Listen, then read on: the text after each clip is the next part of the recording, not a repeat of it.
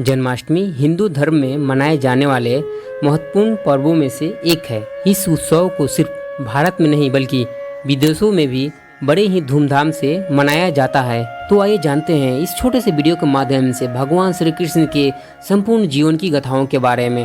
तो आप लोग वीडियो को बिना स्किप किए हुए अंत तक जरूर देखिएगा। भगवान श्री कृष्ण को भक्त कई नामों से पुकारते हैं, जैसे कि कृष्ण, वासुदेव, मुरारी और लीलाधर। ऐसा कहा जाता है कि इनके अलग अलग नाम होने के पीछे भी बहुत सारी कहानियां प्रचलित हैं। भगवान श्री कृष्ण का जन्म रात्रि के 12 बजे हुआ था, इसलिए लोग भगवान श्री कृष्ण के जन्मोत्सव को रात्रि के 12 बजे ही मनाते हैं। और जन्माष्टमी के अवसर पर भगवान कृष्ण की मंदिरें रात भर खुली रहती है।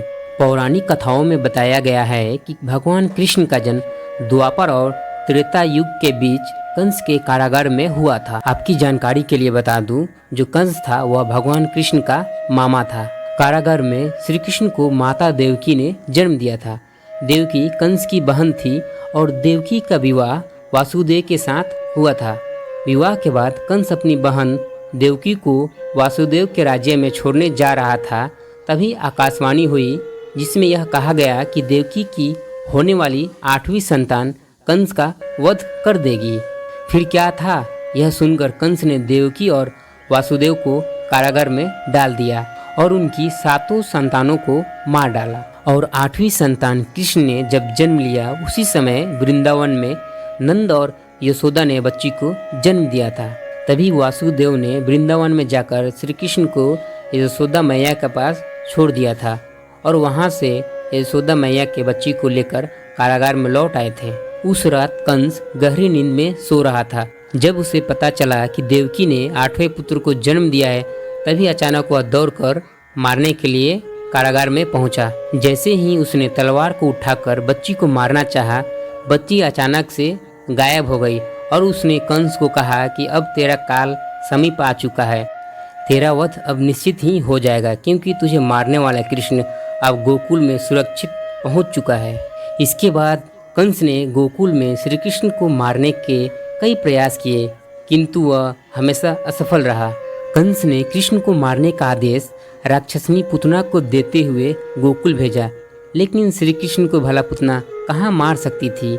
और पुतना द्वारा कृष्ण को स्तनपान कराने पर उन्होंने पुतना को काट लिया, जिसके दर्द के कारण पुतना मर गई।